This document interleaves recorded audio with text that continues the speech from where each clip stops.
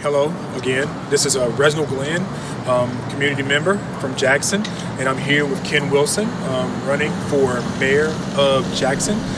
Today we are talking about public safety.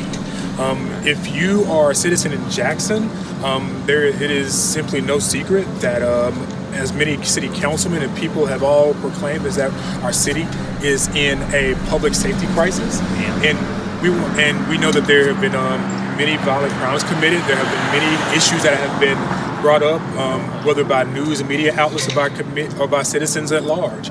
Ken, what is your outlook on our city and public safety? Well, crime is a serious issue in this city.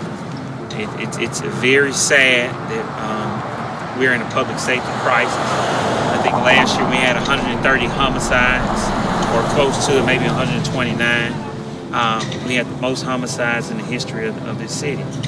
I think the year prior, we had the most deadliest August in the history of this city. And that's a significant issue. In 2017, there was data that stated that we were on this trajectory, that we were going to have a lot of homicides and crime in general was going to increase in every sector if we didn't get more police officers on the force and ensure that those officers were enforcing the law. Okay. And on top of that, of course, when you have this much of a public safety concern, it has an impact on our community. So what impact do you think this type of crisis has on our community at large? It has a huge impact. I mean, we have women being carjacked on the side of the road. That is, I mean, we have youth under the age of, I think, 15 to 16 being killed. We had an 11-year-old, a 9-year-old being killed in this city, and nothing is being done about it. Those mothers will not sleep the same ever again. We have to fix this problem.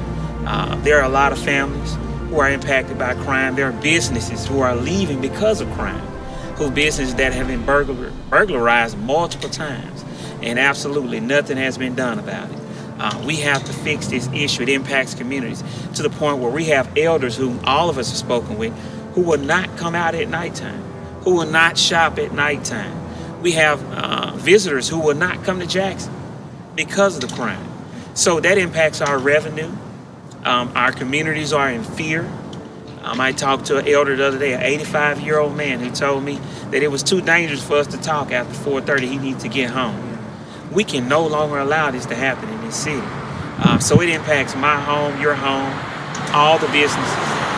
So we have to fix this issue. We truly have to fix it.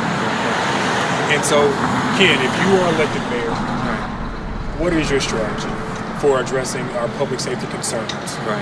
Right, so the first thing we have to do, we have to appoint a chief that the men and women will support.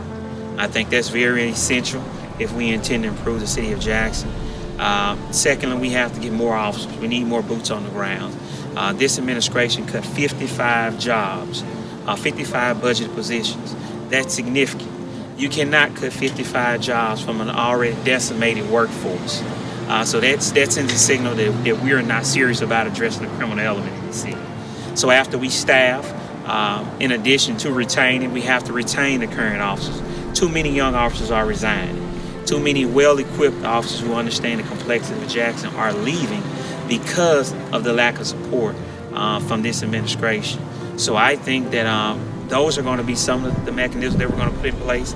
But we also have to bring youth-based amenities here, because if we could saturate the community 100 times a day, but if we don't bring something here for these youth to get involved in, recreational, whether it's something that they like to do, skate, movie theaters, we have to address that issue from that perspective also.